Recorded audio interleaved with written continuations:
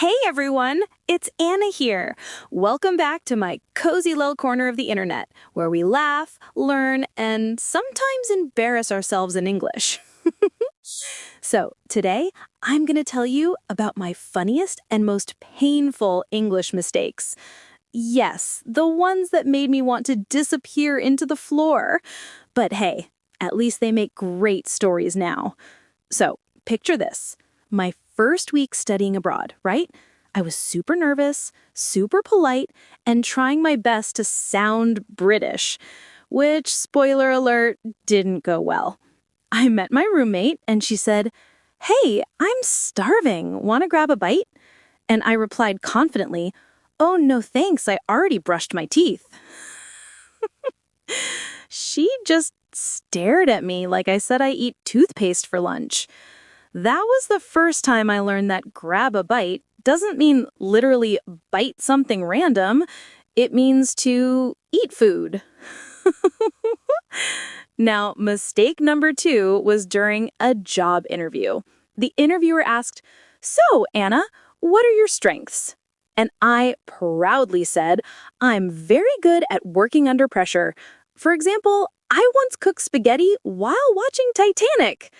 Let's just say I didn't get that job, but I learned something. In English interviews, you should sound professional, not like a stand-up comedian. Then came the classic embarrassing text moment. Oh boy. I wanted to text my teacher, "Thank you for your help." But instead, my autocorrect sent, "Thank you for your hell." And she replied, "You're welcome?" with a question mark and a little skull emoji. I wanted to cry. So, lesson learned, always check your autocorrect before hitting send. Always. Okay, here's another one. One time, I was in a restaurant in London and I wanted to ask for a napkin. But instead, I said, "Can I have a diaper, please?" The waiter froze. Then he said, "Are you sure?" Apparently, in the UK, a diaper is what babies wear, nappies. I wanted a napkin. Oh, the horror. That's when I realized how one small word can change the entire meaning. But honestly, making mistakes is how I learned best. Every oops moment was like a mini teacher. Because after every embarrassing mistake, I remembered that word forever. I think the biggest lesson English has taught me is it's okay to be imperfect. It's okay to sound silly sometimes. That's how real learning happens. And if you're learning English too, don't be afraid to make mistakes. I promise native speakers don't care as much as you think. They actually find it cute. Once I told a taxi driver, "Please drive me to the chicken," instead of the kitchen, and he laughed so hard he gave me a discount. Oh, English, you are a weird, beautiful language. Also, can we talk about how phrases in English make zero sense sometimes? Like, break a leg means good luck.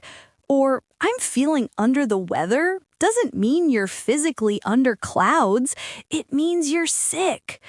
When I first heard someone say, "I'm feeling blue," I actually looked at their face to see if it turned blue. English, you are a weird, beautiful language. You know what helped me most? Watching English movies with subtitles. I used to repeat lines like a parrot. My neighbors probably thought I was losing it. And I kept a little notebook where I wrote down all the weird phrases I heard, like hit the sack, spill the tea, bite the bullet. By the way, spill the tea doesn't mean to waste your drink. It means gossip.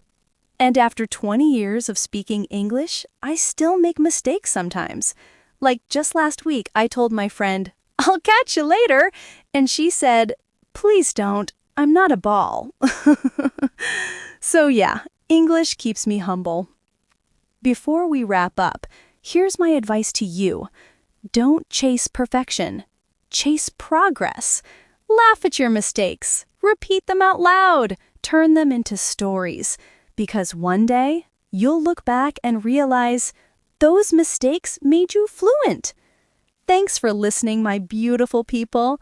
If you enjoyed this episode, don't forget to like, share, and subscribe for more funny, real English moments with me, Anna. And tell me in the comments, what's your funniest English mistake ever? I might read it in my next episode. All right, until next time, keep speaking, keep smiling, and remember, even native speakers mess up sometimes. Bye!